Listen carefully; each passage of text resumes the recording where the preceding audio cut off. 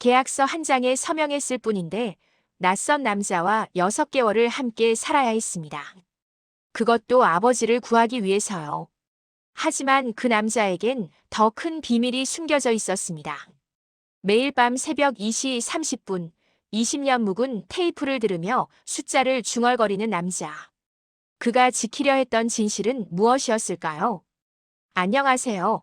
오늘도 여러분의 가슴을 따뜻하게 해드릴 감동 사연을 가져왔습니다. 영상 시작하기 전에 구독과 좋아요, 알림 설정 꼭 부탁드립니다. 여러분의 작은 클릭 하나가 더 좋은 이야기를 만드는 큰 힘이 됩니다. 해시태그 계약으로 시작된 우리.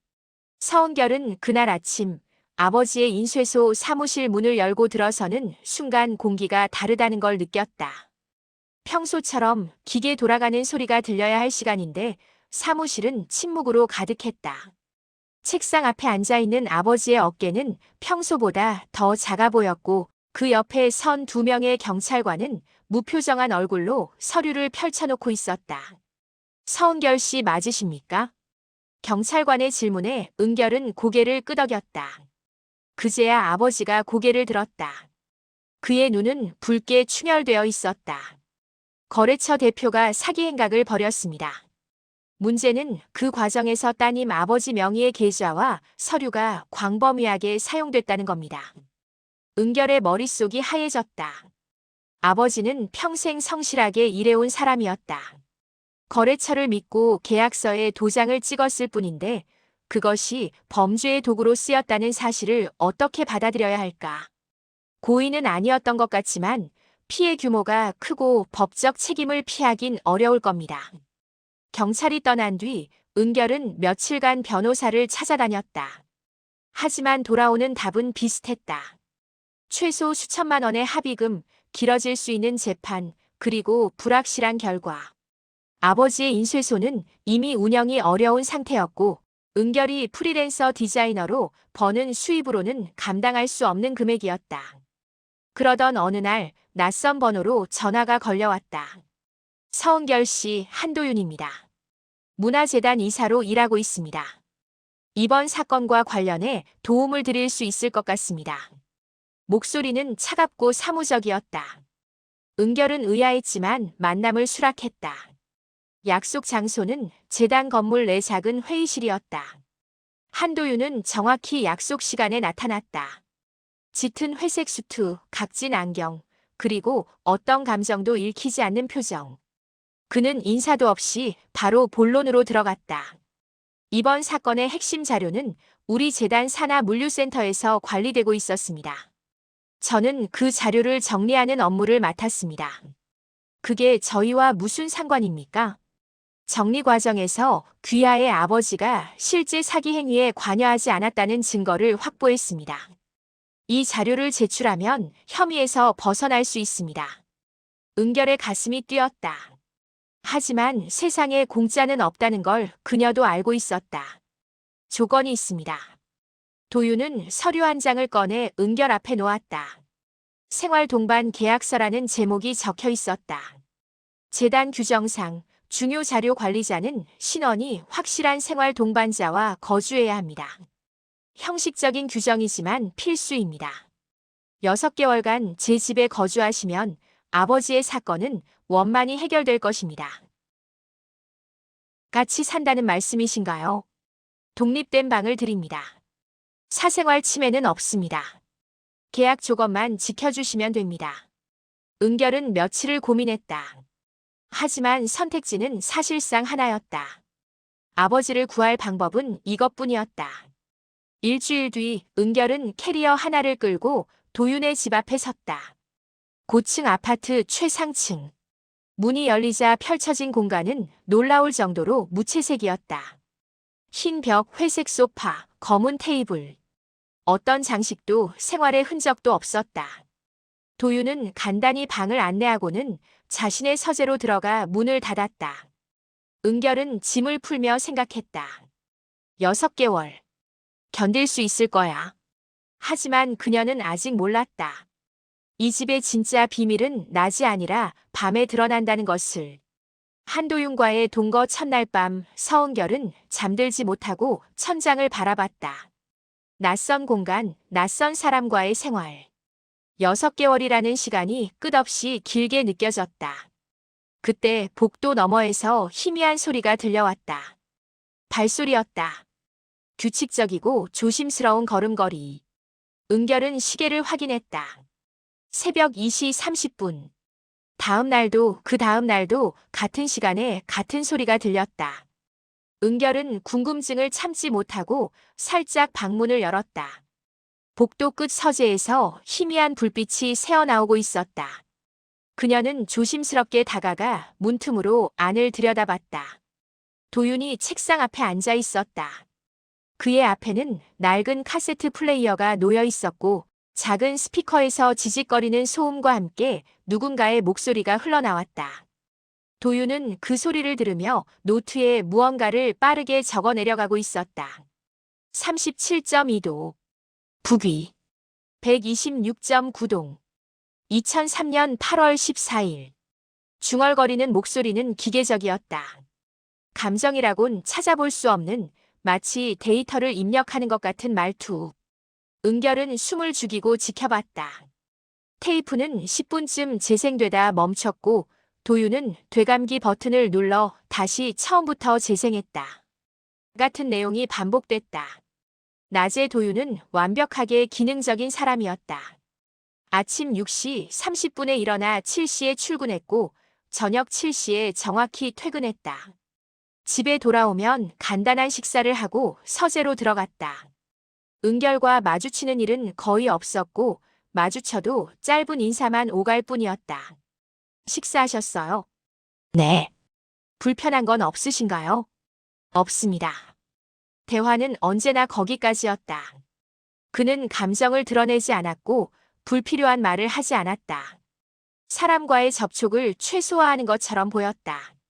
회사에서도 마찬가지인지 은결은 한 번도 그의 휴대폰이 울리는 소리를 들어본 적이 없었다. 하지만 밤의 도윤은 달랐다. 매일 새벽 2시 30분 그는 테이프를 재생하고 숫자를 중얼거렸다. 좌표, 날짜, 온도, 시간. 처음에는 의미 없는 나열처럼 들렸다. 하지만 디자이너로서 패턴을 읽는 일에 익숙한 은결은 그 반복 속에 규칙이 있다는 걸 알아챘다. 일주일을 관찰한 끝에 은결은 용기를 내어 물었다. 어느 날 저녁 거실에서 마주친 도윤에게 조심스럽게 말을 걸었다. 밤에 서재에서 뭐 하시는 거예요? 도윤의 표정이 미세하게 굳었다. 그는 잠시 침묵하다가 짧게 대답했다. 그냥 기록이야. 무슨 기록이요? 필요한 기록. 더 이상의 설명은 없었다. 도윤은 그대로 서재로 들어가 문을 닫았다. 하지만 은결은 그가 문을 닫기 직전 그의 눈빛을 봤다. 차갑고 무표정한 얼굴 뒤에 숨겨진 무언가. 그것은 두려움이었다. 아니, 죄책감에 가까운 감정이었다. 은결은 그날 밤 다시 문틈으로 서재를 들여다봤다. 도윤은 여전히 테이프를 듣고 있었다. 하지만 이번에는 노트를 적지 않고 그저 두 손으로 얼굴을 감싼 채 앉아 있었다. 어깨가 미세하게 떨리고 있었다. 은결은 가슴이 철렁했다. 이 남자는 무언가를 기록하는 게 아니었다. 그는 무언가를 기억하려 하고 있었다. 아니, 어쩌면 잊지 않으려 하고 있는 것인지도 몰랐다. 다음 날 아침, 도윤은 평소처럼 무표정한 얼굴로 출근했다. 하지만 은결은 알았다. 이 집에는 낮과 밤 두 개의 시간이 흐르고 있었다. 그리고 진실은 밤에만 모습을 드러냈다. 은결은 결심했다. 이 남자가 왜 매일 밤 같은 테이프를 듣는지, 그 숫자들이 무엇을 의미하는지 알아내야 했다. 그것이 자신과 아버지를 이 계약으로 묶어놓은 진짜 이유일지도 몰랐다. 서은결은 한도윤이 출근한 뒤 조심스럽게 서재 문을 열었다. 계약서에 사생활 존중이라는 조항이 있었지만 매일 밤 반복되는 그 이상한 의식을 그냥 지나칠 수 없었다. 서재는 낮에 봐도 을씨년스러웠다. 책장에는 업무 관련 서적들이 빼곡했고 책상 위에는 노트북과 서류 몇 장만 정돈되어 있었다. 은결은 서랍을 열어봤다. 첫 번째 서랍에는 문구류, 두 번째에는 오래된 명함들. 그리고 세 번째 서랍 깊숙한 곳에서 낡은 카세트 테이프 케이스를 발견했다. 겉면에는 손글씨로 2003.08, 14-원본이라고 적혀 있었다. 은결은 테이프를 꺼내 플레이어에 넣고 재생 버튼을 눌렀다. 화재 발생 지점 확인. 북위 37.2도, 동경 126.9도. 현재 온도 섭씨 780도 추정. 2003년 8월 14일 오후 11시 47분. 인근 물류창고 3개 동전소 위험. 목소리는 젊은 남성의 것이었다. 급박하고 긴박한 상황 속에서도 정확하게 정보를 전달하려는 누군가의 음성. 그리고 배경에서 들리는 사이렌 소리와 비명들. 은결은 테이프를 멈추고 2003년 8월 물류창고 화재를 검색했다. 검색 결과에는 짧은 기사 몇 개만 나왔다. 경기도 소재 물류창고 화재, 재산 피해 경미 원인 미상, 전기 합선 추정. 너무 간결했다. 780도의 고온, 세계 동전소 위험이라는 테이프 내용과는 달랐다. 은결은 더 깊이 파고들었다. 며칠 뒤 은결은 재단 업무 때문에 도윤의 노트북을 빌려 쓸 일이 생겼다. 파일을 옮기던 중 우연히 보관 문서 폴더를 발견했다. 클릭하자 비밀번호 창이 떴다. 은결은 망설이다가 테이프 케이스에 적힌 날짜를 입력했다. 2003만 814. 폴더가 열렸다. 그 안에는 스캔된 문서들이 가득했다. 사고 보고서, 보험 청구 서류, 그리고 수정 전후 비교 파일들. 은결의 손이 떨렸다. 원본 보고서에는 인명피해 3명, 중상 12명이라고 적혀 있었지만 수정본에는 인명피해 없음으로 바뀌어 있었다. 화재 원인도 안전수칙 위반 및 위험물 불법 보관에서 전기 합선으로 변경되어 있었다. 그리고 그 파일들 사이에서 은결은 익숙한 이름을 발견했다. 대성물류 마이너스 계약 업체 서광인쇄. 아버지의 인쇄소 이름이었다. 은결의 심장이 격하게 뛰었다. 아버지의 인쇄소가 20년 전 이 물류창고와 거래했다는 기록.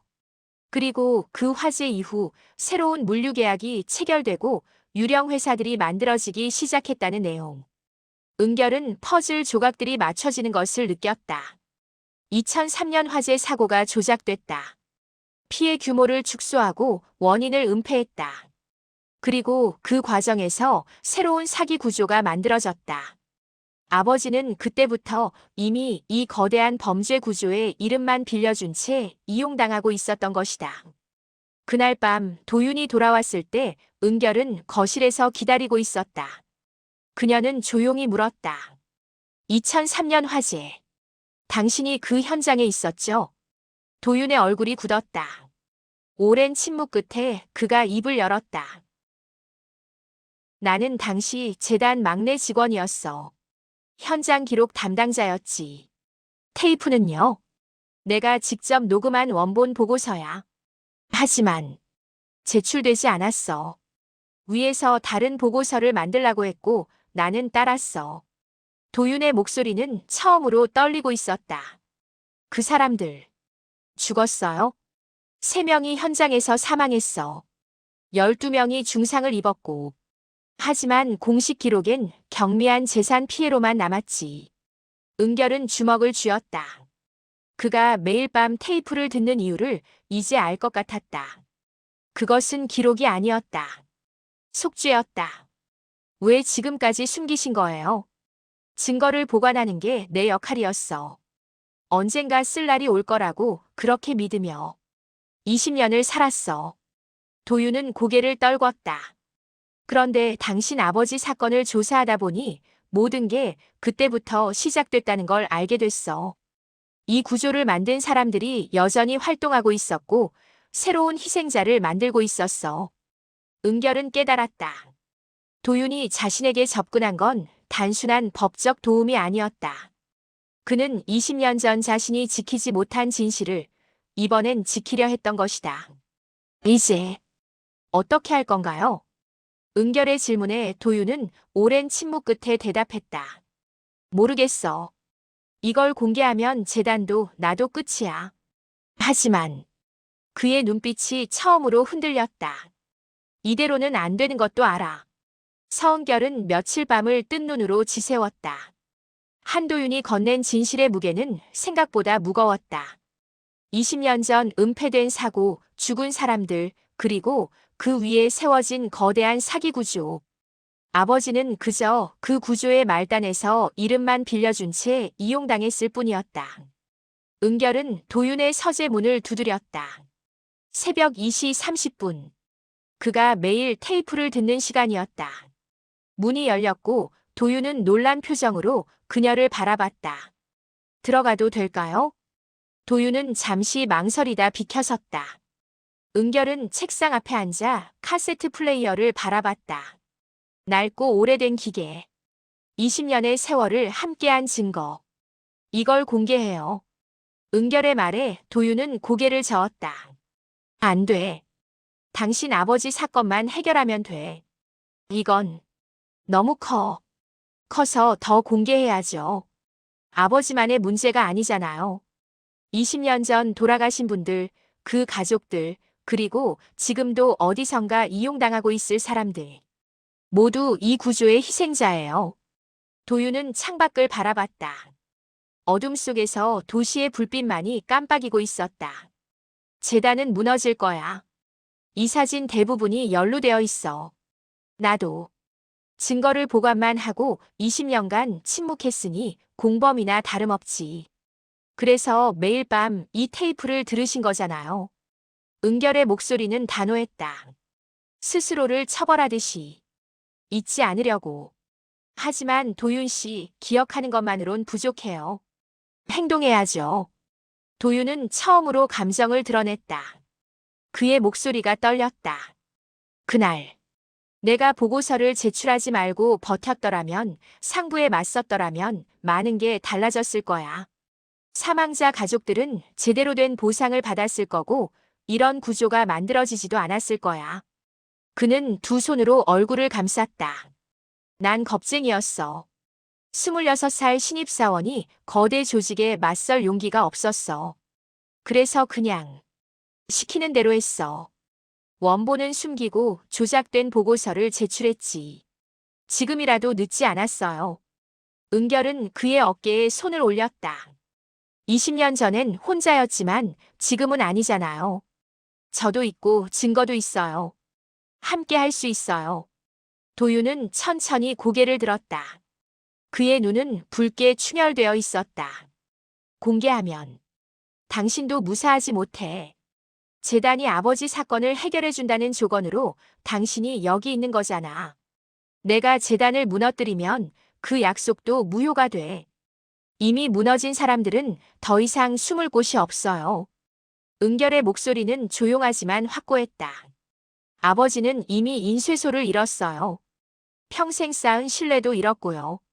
법적 책임을 면한다 해도 진짜 진실을 모르면 아버지는 평생 죄책감에 시달릴 거예요. 내가 뭘 잘못했을까 하면서요. 그녀는 테이프를 손에 들었다. 하지만 진실이 밝혀지면 달라져요. 아버지도 20년 전 희생자 가족들도 그리고 도윤 씨도 모두 비로소 자유로워질 수 있어요. 도윤은 오랜 침묵 끝에 고개를 끄덕였다. 그의 손이 떨렸지만 눈빛은 처음으로 확고했다.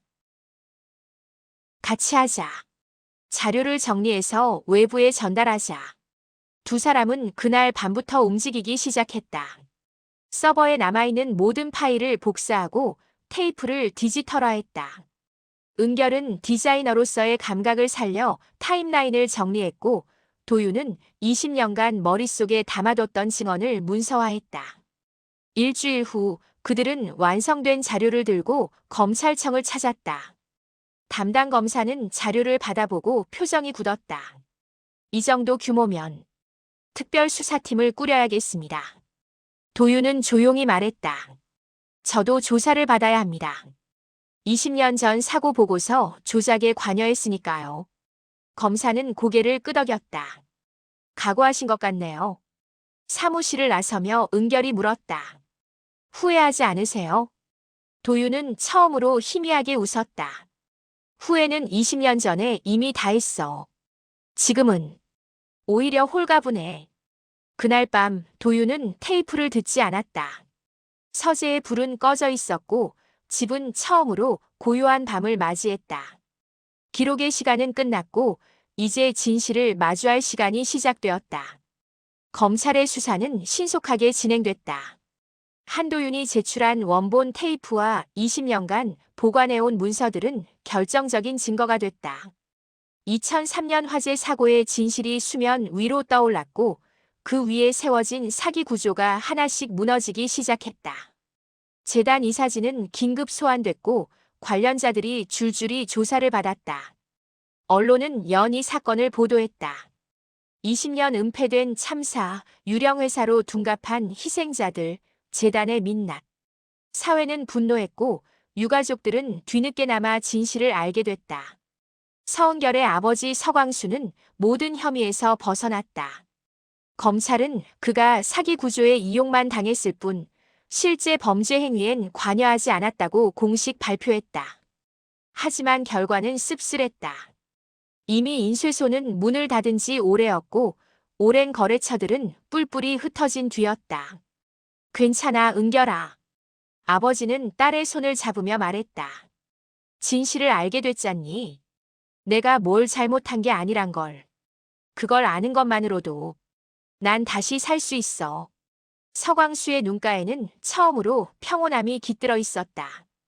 20년간 짊어진 죄책감이 아니라 이제는 당당히 고개를 들 수 있는 떳떳함이었다. 한편 한도윤은 모든 직책에서 물러났다. 재단은 전면 감사 대상이 됐고 그는 20년 전 보고서 조작 방조 혐의로 조사를 받았다. 다행히 증거 제출과 진실 폭로에 협조한 점이 참작되어 기소는 면했지만 그의 커리어는 사실상 끝이 났다. 이제 어떻게 하실 거예요? 은결이 물었을 때 도윤은 담담히 대답했다. 모르겠어. 하지만 처음으로 내일이 두렵지 않아. 계약 기간 6개월이 끝났다. 법적으로도 실질적으로도 은결이 이 집에 머물 이유는 사라졌다. 재단은 해체 수순을 밟고 있었고 생활 동반 계약서는 휴지 조각이 됐다. 은결은 짐을 쌌다. 6개월 동안 살았던 방. 처음엔 낯설고 불편했던 이 공간이 이제는 묘하게 익숙했다. 매일 아침 도윤과 나누던 짧은 인사, 저녁마다 거실에 앉아 나누던 조용한 대화들. 그리고 함께 진실을 찾아 나섰던 그 밤들. 캐리어를 끌고 거실로 나왔을 때 도윤이 소파에 앉아 있었다. 평소처럼 무표정했지만 어딘가 어색해 보였다. 다 챙겼어. 네. 은결은 현관으로 향했다. 신발을 신으려는 순간 도윤의 목소리가 들렸다. 은결 씨. 그녀가 뒤를 돌아보자 도윤이 천천히 일어섰다. 그는 평소와 달리 말을 이어가는데 어려움을 겪는 것 같았다. 계약이 아니라면. 도윤은 잠시 망설이다 다시 입을 열었다. 그래도 같이 있을 이유가 있을까? 은결은 깜짝 놀라 그를 바라봤다. 도윤의 얼굴엔 처음 보는 표정이 떠올라 있었다. 두려움과 기대가 섞인 인간적인 표정이었다.